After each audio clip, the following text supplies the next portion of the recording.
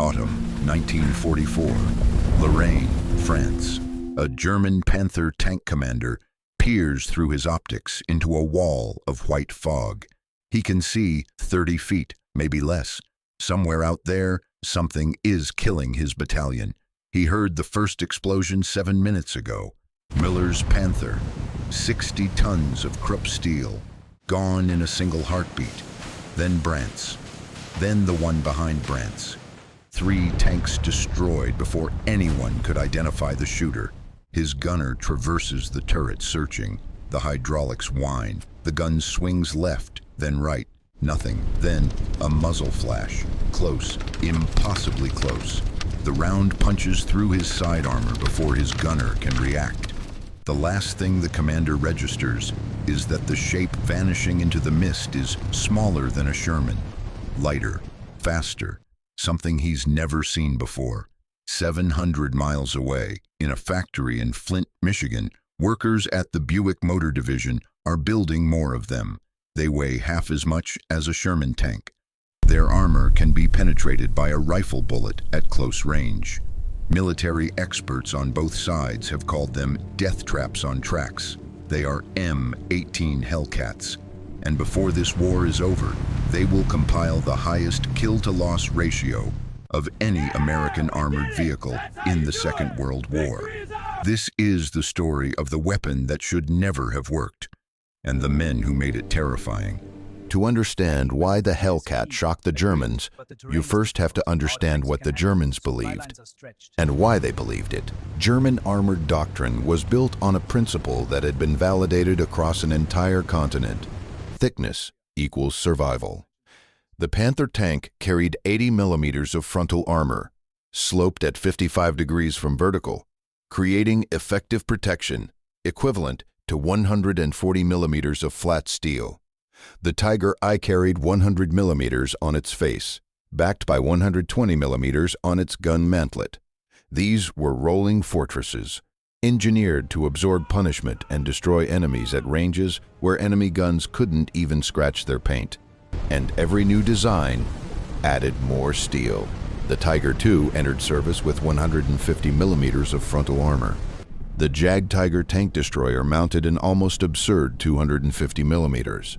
More armor, more protection, more victory. This philosophy had conquered Poland in 35 days. It had crushed France, which had more tanks than Germany, in 6 weeks. It had driven deep into the Soviet Union, destroying thousands of Soviet tanks in the opening months of Operation Barbarossa. German panzer commanders didn't just think they understood armored warfare. They knew they did. They had the burning wreckage of half a continent to prove it. So when German intelligence analyzed American armored vehicles, they were baffled and quietly delighted. The Sherman carried barely 50 millimeters of frontal armor. American tank destroyers like the M10 were even more lightly protected and mounted their guns in open-top turrets that left crews exposed to artillery fragments and even small arms fire. The assessment was unanimous. The Americans had prioritized mobility and mass production over protection, a critical strategic error. When these thin-skinned vehicles met Panthers and Tigers, the result would be slaughter. The Germans were certain of this. They were catastrophically wrong. The man who upended everything the Germans believed was a World War I veteran named Andrew Davis Bruce. Born in 1894 in St. Louis, Missouri, Bruce had served as an infantry officer in the American Expeditionary Forces. He'd earned the Distinguished Service Cross twice for extraordinary heroism during the Aisne-Marne counteroffensive in July 1918 and at Blanc-Mont that October. His citations describe a man who led his company through heavy machine gun fire, reorganized scattered units while rounds cracked past his head, and continued attacking despite being wounded. Bruce had felt the killing reality of modern weapons on human flesh. He understood what machine guns and artillery did to soldiers in the open. But more importantly, he understood something most officers of his generation did not. Warfare was evolving faster than the men who fought it could imagine. In 1941, General George Marshall, the Army Chief of Staff, brought Bruce into urgent planning discussions. The problem was simple and terrifying. How does America counter the panzer divisions that have conquered Europe? France had collapsed in weeks. Britain stood alone. The United States Army desperately needed an answer. Bruce's answer was radical. Tanks should not fight tanks. That was a waste of expensive armored vehicles needed for offensive operations. Instead, Bruce proposed something entirely new. Specialized anti-tank units held in reserve, then rushed forward at high speed to intercept enemy armor at decisive points. These units needed one thing above all else: not armor, not overwhelming firepower, speed. His logic seemed insane, but it was internally airtight. A tank destroyer didn't need to survive a direct hit from an enemy gun. It needed to avoid being hit in the first place. If it could reach the battlefield faster than the enemy expected, find a concealed position behind a ridge or in a tree line, destroy enemy tanks from ambush before they knew they were being engaged, and relocate before return fire arrived, then armor became dead weight. Literally. Why carry protection you'd never need? Speed was the new armor. Concealment was the new shield. The first shot from an unexpected direction was the only shot that mattered. The Army establishment hated this idea. Career armor officers argued that crews needed protection to fight effectively, that morale would collapse in vehicles unable to survive hits. They pointed to German success with heavy armor as proof. But Bruce had Marshall's backing, and Marshall had the President's ear. In November 1941, Marshall ordered the establishment of the Tank, Destroyer, Tactical, and Firing Center. Bruce selected a remote stretch of empty scrubland in central Texas and transformed it into the training ground for an entirely new kind of soldier. The motto he chose captured everything: seek, strike, destroy. Find the enemy before he finds you. Hit him hard while he's still trying to figure out where the fire is coming from. Disappear before he can respond. This was not the doctrine of the armored charge. This was the doctrine of the ambush predator, the brains of the Army. Lieutenant General Leslie McNair became the doctrine's most powerful champion. Commanding Army ground forces from March 1942, McNair was responsible for how the entire American Army trained and fought. General Marshall called him the brains of the Army, and the nickname stuck. McNair believed anti-tank guns were the most economical means to defeat enemy armor, freeing American tanks for the offensive operations that would actually win the war. His directives emphasized speedy and aggressive action to search out and attack opposing tanks before they had assumed formation. He wanted tank destroyers hitting German armor while the panzers were still road marching, still deploying, still vulnerable. The doctrine was codified in Field Manual 185, published June 1942. The opening statement left no room for ambiguity. There is but one battle objective of tank destroyer units, this being plainly inferred by their designation. It is the destruction of hostile tanks. Now, Doctrine needed a weapon. The development path was rapid and ruthless. Every prototype was tested against rising intelligence about German armor, and every prototype was found wanting. The T-42 mounted a 37mm gun already considered too weak. The T-49 carried a 57mm. The T-67 mounted a 75mm in an open turret. Each time, reports from the front indicated the Germans were fielding thicker armor. Each time, the engineers went back to the drawing board. In January 1943, the Ordnance Department directed development of the definitive version, the T-70. It would carry a 76mm gun, the same weapon that would later arm upgraded Shermans, giving American forces their first gun capable of threatening German heavy armor at combat ranges. It would ride on torsion bar suspension for smoother cross-country travel, and it would be powered by a Continental R975 radial engine, the same type powering American aircraft, producing 400 horsepower with supercharging. The vehicle emerged from an unlikely source: Harley Earle's design studio at the Buick Motor Division in Flint, Michigan. Earle was famous for styling civilian Buicks, sweeping fenders, chrome trim, the aesthetic language of American automotive luxury. Now his team created a war machine. They also designed the Wildcat logo that would adorn both the vehicle and its crew patches. The name came from Buick's publicity department. They called it the Hellcat. Testing at General Motors' Milford Proving Ground was brutal. Vehicles were run on banked ovals and bone-jarring bump courses. They forded 6 feet of water. They rammed structures to test hull integrity. Production began in July 1943 at the Buick plant in Flint. Using automotive mass production techniques refined over decades, methods German industry, for all its engineering reputation, simply could not match. At peak output, in November 1943, 267 Hellcats rolled off the line in a single month. By October 1944, when production ended, 2,507 M18 Hellcats had been completed. The specifications that emerged read like a contradiction designed by madmen, or perhaps by men who understood something their critics did not. Speed: 55 miles per hour on roads, governed. Sustained speed around 50 miles per hour. Cross-country: 26 miles per hour over broken terrain. An innovative Torque-O-Matic automatic transmission, one of the first in any military vehicle, meant drivers didn't need to master complex shifting. They pointed the vehicle and drove. No tank in any army could touch this. The Sherman topped out at 30 miles per hour under ideal conditions. The Panther managed 34 when its notoriously unreliable transmission cooperated. The Tiger crawled at 25 and often broke down attempting sustained marches. Weight: approximately 17 metric tons combat loaded, half the weight of a Sherman, 1/3 the weight of a Tiger. The power-to-weight ratio was extraordinary for any armored vehicle of the era. And then the armor. The hull front measured 12.7 millimeters, half an inch of steel between the crew and the enemy.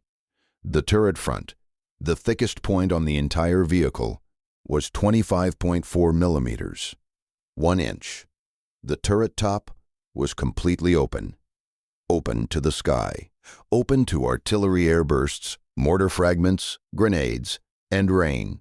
Testing at Aberdeen Proving Ground produced results that made everyone uncomfortable. 9 of 30 armor-piercing .30 caliber rifle bullets penetrated the turret side at 75 yards. A standard infantry rifle could kill the crew. Every machine gun on the battlefield could destroy this vehicle. Every tank gun, every anti-tank weapon, every Panzerfaust could penetrate its armor at any practical range. Even rifle grenades were lethal. Compare this to what the Hellcat would face. The Panther's frontal armor defeated every American tank gun beyond a few hundred yards. The Tiger's 100mm face required point-blank range to penetrate reliably. German 88mm rounds could kill a Hellcat at any range where the gunner could see the target. There was no safe distance for a Hellcat crew facing a German tank head-on. The crews learned the brutal mathematics fast. They could kill anything from the flank. They could kill nothing from the front. And anything could kill them from any direction at any range.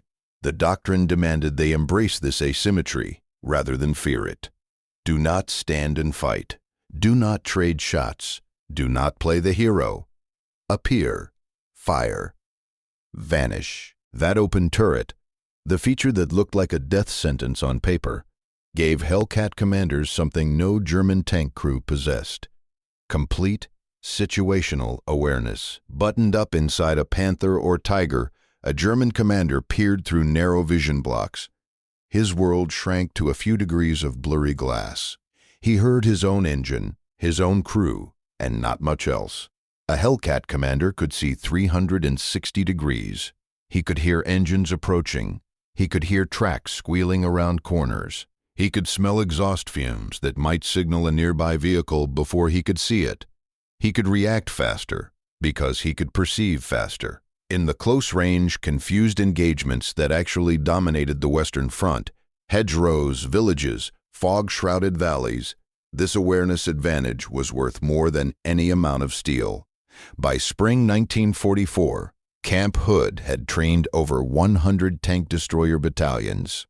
Andrew Bruce had left in May 1943 to command the 77th Infantry Division in the Pacific, but the force he'd built continued growing under his successors. These men knew their vehicles, they knew their doctrine, they had practiced the tactics endlessly on the ranges of Central Texas. They were not tankers, they were hunters. In July 1944, Leslie McNair traveled to Normandy to observe Operation Cobra, the massive breakout from the beachhead. He wanted to see how his training programs had prepared American soldiers for the reality of combat. On July 25th, American heavy bombers carpet-bombed German positions to enable the ground assault. Some bombs fell short. McNair was at a forward observation post with the 30th Infantry Division. A bomb struck his position. He was killed instantly, the highest-ranking American officer to die in the European theater. His death was initially kept secret. He'd been playing a key role in a deception operation, commanding the fictional 1st United States Army Group that convinced the Germans Normandy was a feint. Leslie McNair never saw the doctrine he'd championed tested in the great armored battles that followed. That test came 2 months later, September 18th, 1944. Lorraine, France. Thick fog rolls off the Moselle and Saale rivers, reducing visibility to 30 feet in places. The conditions negate every German advantage. Panther crews who can destroy Shermans at 2,000 meters in clear weather cannot see past the front of their own hulls. The German force includes the 111th and 113th Panzer Brigades. Newly formed units fielding factory fresh, Panthers and Panzer IVs rushed straight from German assembly plants. Powerful formations on paper. In reality, their crews have received minimal training. Many cannot read maps properly. Some have never fired their main guns under realistic conditions. They face the veteran 4th Armored Division under Combat Command A, part of General George Patton's Third Army. Tank support comes from Lieutenant Colonel Creighton Abrams. Yes, that Abrams, the future general for whom America's main battle tank would be named, commanding the 37th Tank Battalion. Anti-tank firepower comes from the 704th Tank Destroyer Battalion, 36 M18 Hellcats, crewed by men who have trained for exactly this moment. At 7:45 on the morning of September 19th, Lieutenant Edwin Leiper leads 4 M18s from Company C toward Hill 265 near the village of Réchicourt-le-Petit. His vehicles creep through the murk, crews straining to see shapes in the whiteness. They take up positions on the height. Then, a German tank gun barrel materializes. 30 feet away, Sergeant Stacy commands the lead Hellcat. He does not hesitate. He fires. The German tank explodes before its crew can react. A second Panzer lurches from the fog, trying to identify what killed the first vehicle. Stacy destroys it too. A third German tank manages to put a round into Stacy's M18, wounding his crew, but they drive their damaged vehicle out under its own power. Another Hellcat in the platoon kills the tank that hit Stacy. 5 German tanks are burning wrecks on the hillside. Elapsed time, approximately 5 minutes. Leiper pulls his surviving vehicles to a neighboring ridge and spots a column of panzers on the road between Réchicourt and Bastogne-la-Petite. They're still road marching, still moving in column. They don't realize they've driven into a kill zone. His Hellcats open fire while radioing for artillery. American guns add their weight to the ambush. Sergeant Henry Hartman becomes the morning's deadliest performer. His single M18 destroys 6 German tanks, most of them Panthers that outweigh his vehicle nearly 3 to 1. He uses the fog to close range, fires into vulnerable flanks, and repositions before the surviving Germans can coordinate a response. By day's end, Leiper's platoon of 4 tank destroyers has knocked out at least 14 enemy vehicles while losing 3 M18s damaged or destroyed. The mathematics that should have favored the Germans has completely reversed. Captain Thomas Evans commands Company C and orchestrates a devastating tactical pattern. He uses his lead platoon to attract German attention, letting them engage and draw fire. When the Panthers turn to face the apparent threat, they expose their thinner side armor to Evans's other platoons, sprinting into flanking positions from completely different directions. The Germans cannot adapt quickly enough. Their turret traverse cannot track Hellcats moving at 40 miles per hour across their field of fire. By the time a Panther's gun swings toward one threat, that Hellcat is gone, and another is firing into the opposite flank. The fighting continues. Through September 29th, German commanders throw attack after attack, expecting weight of armor to eventually overwhelm lighter defenders. Each attack follows the same terrible pattern. Panthers advance confidently forward. Hellcats appear on their flanks from nowhere. Panthers burn. General Blaskowitz grows furious with his panzer commanders. He issues sharp reprimands for lacking offensive spirit. General Hasso von Manteuffel, commanding the 5th Panzer Army, tries to convince Blaskowitz the offensive is hopeless given American tactics and the impossible visibility. Blaskowitz refuses to listen. The attacks continue. More Panthers burn. Hellcat crews discover a critical innovation through lethal trial and error. A precisely placed shot between the mantlet and glacis plate of a Panther, hitting the gap where the gun housing meets the hull. Ricochets downward into the driving compartment. It kills the driver and co-driver, even when direct frontal penetration is impossible. This workaround spreads through the tank destroyer battalions like wildfire, as crews share hard-won knowledge. The final tally for the 704th Tank Destroyer Battalion at Arracourt: 39 German tanks destroyed, 4 M18s lost. A kill ratio approaching 6:1. 2 entire German panzer brigades, the formations that were supposed to throw Patton's army back across the Moselle, are crippled as coherent fighting forces. But Arracourt was not a fluke, and the Hellcat's finest hour was still coming. 3 months later, December 16th, 1944, the Ardennes forest. Nobody expects the Germans to attack through frozen forests in the dead of winter. The Germans attack anyway. The 705th Tank Destroyer Battalion under Lieutenant Colonel Clifford Templeton is in 9th Army Reserve, 60 miles north of the breakthrough, ordered south immediately as the scope of the disaster becomes clear.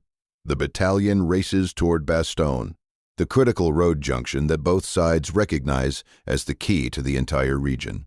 The 705th is formally attached to the 101st Airborne Division on December 20th, arriving to reinforce paratroopers who've reached the town just hours ahead of German spearheads. The most desperate early action comes at Noville, a small village north of Bastogne, on December 19th and 20th. 4 M18s from the 705th accompany paratroopers northward to reinforce Team de Sabri, a mixed force from the 10th Armored Division trying to delay the German advance. The high-speed run to Noville is one of the few documented uses of the M18's full 5.5 MRI capability in actual combat. The Hellcats race north ahead of the advancing 2nd Panzer Division, reaching the village in time to establish fighting positions before German armor arrives in force. The combined American force, Shermans, Hellcats, paratroopers, and artillery, fights a savage delaying action that destroys approximately 30 German tanks and inflicts devastating casualties.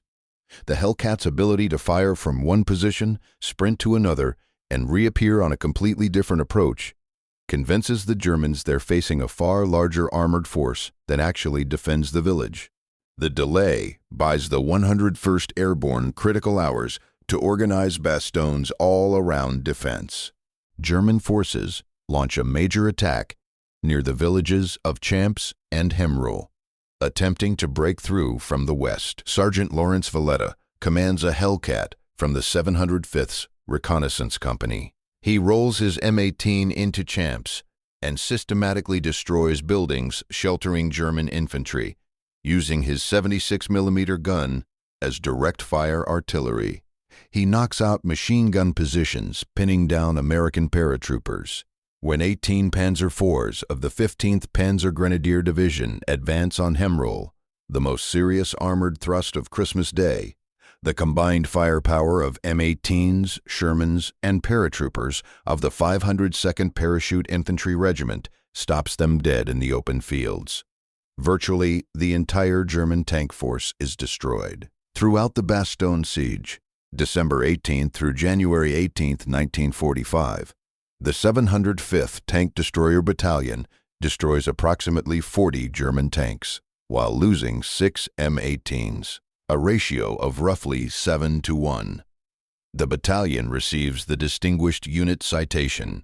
Brigadier General Anthony McAuliffe, the man who answered the German surrender demand with a single word, nuts, specifically recognizes the 705th in his Christmas message to the defenders of Bastogne, worthy comrades, he calls them, alongside the paratroopers who've become synonymous with the defense.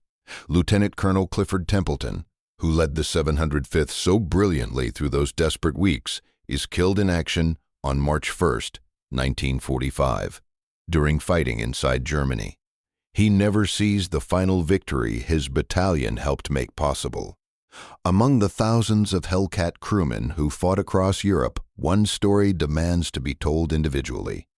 Corporal Arthur Bayer of Company C, 603rd Tank Destroyer Battalion, January 15, 1945, near Arracourt, Belgium. Bayer uses his M18's 76mm gun to silence a machine gun position pinning down American infantry.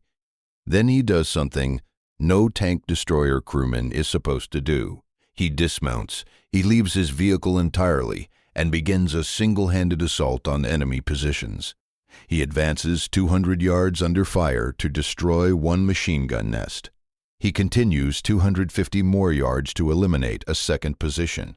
He works his way along an enemy-held ridge for a quarter mile, killing 8 enemy soldiers in close combat and capturing 18 prisoners, including 2 bazooka teams that could have destroyed his Hellcat if they hadn't been neutralized. President Harry Truman presents Bayer's Medal of Honor at a White House ceremony on August 23, 1945.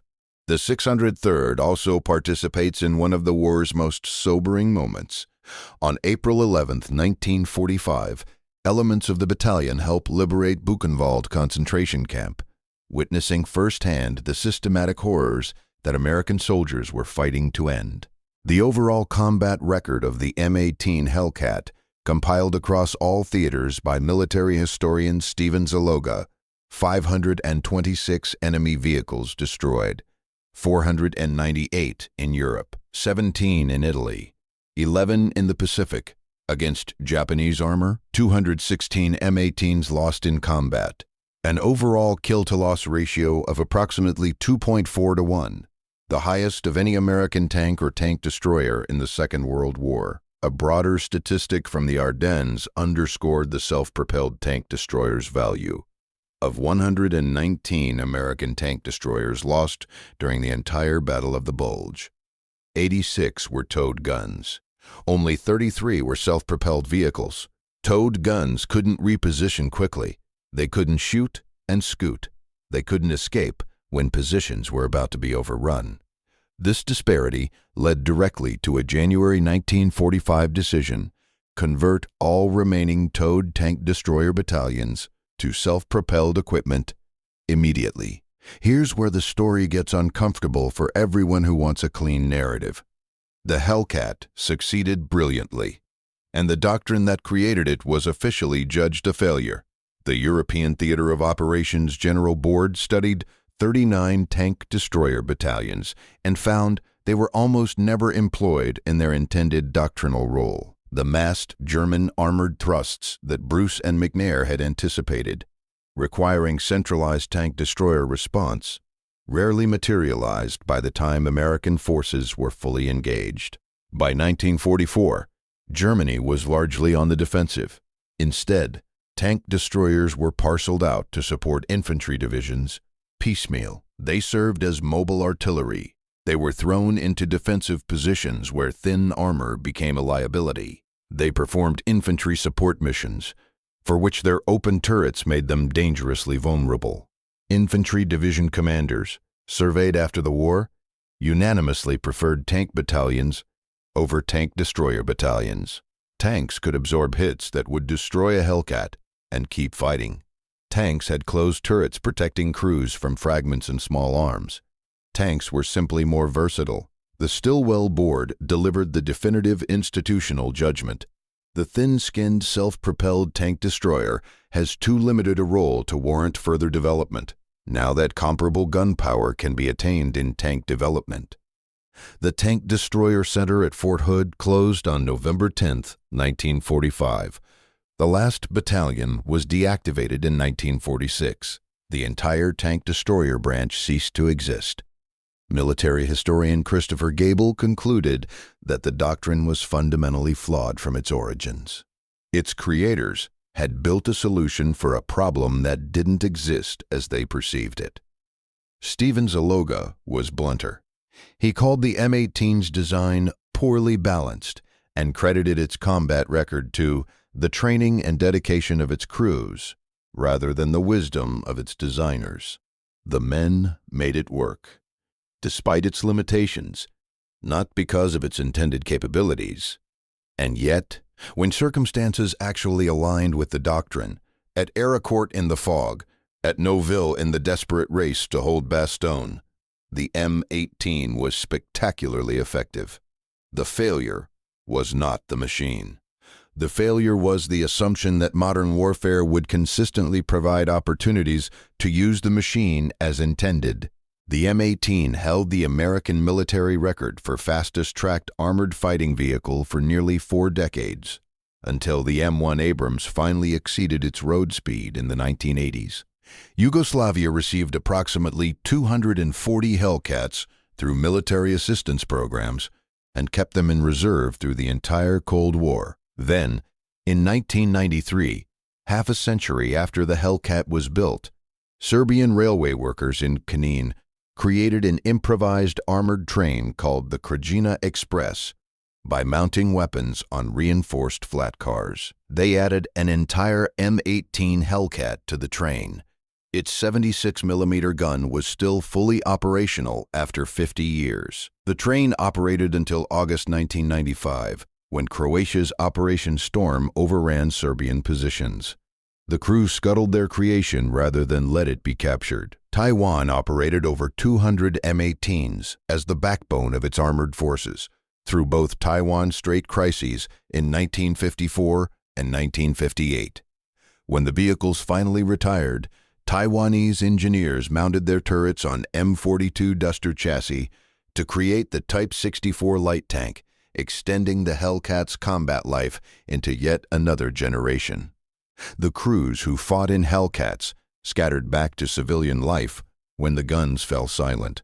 They returned to farms and factories and offices. They raised families. They grew old. Most never spoke much about what they'd done in vehicles that should have been death traps, but somehow weren't. The branch they'd served in no longer existed. The vehicles they'd fought in were scrapped or shipped overseas. The doctrine they'd mastered was officially repudiated, but the lesson of what they accomplished deserves to endure. The German misjudgment of the Hellcat was not simply a failure of intelligence, it was a failure of imagination. German commanders looked at American tank destroyers and saw thin armor that couldn't stop their guns, open turrets that exposed crews, vehicles that appeared hopelessly outclassed by every standard German doctrine held sacred. They didn't see the doctrine that made thin armor irrelevant by avoiding hits entirely. They didn't see crews trained to fight an entirely different kind of war. They didn't see the institutional flexibility that let Americans adapt tactics to circumstances, rather than forcing circumstances to fit a template. Even as their Panthers and Tigers burned across the fields of France and Belgium, they trusted their assumptions more than they trusted the evidence burning in front of their eyes. History offers this lesson with uncomfortable regularity. Assumptions calcify into certainties. Experts become prisoners of their own expertise. The weapons and tactics that succeeded yesterday become the untouchable orthodoxy that fails tomorrow. The German army in 1944 fielded better tanks by most technical measures. Their crews were often more experienced. Their tactical doctrine was refined by years of combat across 2 continents. By conventional analysis, they should have dominated engagements against lightly armored American vehicles. They didn't dominate. They lost. They lost because rigid assumptions blinded them to threats they refused to understand. They lost because they built weapons optimized for the war they expected, rather than the war that actually arrived. The M18 Hellcat was not the weapon anyone expected to succeed. Too fast, too light, too exposed. It broke every rule that armored warfare experts had written in blood. And in the hands of men brave enough to exploit its strengths, and smart enough to compensate for its weaknesses, it became one of the deadliest tank killers of the Second World War. The factories in Flint have long since moved on. The battlefields have been replowed and replanted for 80 years. The men who crewed these vehicles have largely passed from living memory into history. But their story matters. Not because the Hellcat was perfect. It clearly wasn't. Not because the doctrine was vindicated. It clearly wasn't. Not in the form its creators intended. It matters because wars are not won by the side with the best weapons in isolation. Wars are won by the side that matches its weapons to actual circumstances as they unfold. By soldiers who adapt faster than their enemies. By institutions that learn from failure rather than repeating comfortable assumptions. The M18 Hellcat was messy, imperfect, and doctrinally questionable. And it worked. If this story moved you, take a moment to like and subscribe. Every click helps us share more forgotten stories from the Second World War with audiences who believe history matters. Leave a comment telling us where you're watching from. Our community spans the globe, from veterans' families to historians to anyone who believes these sacrifices deserve to be remembered.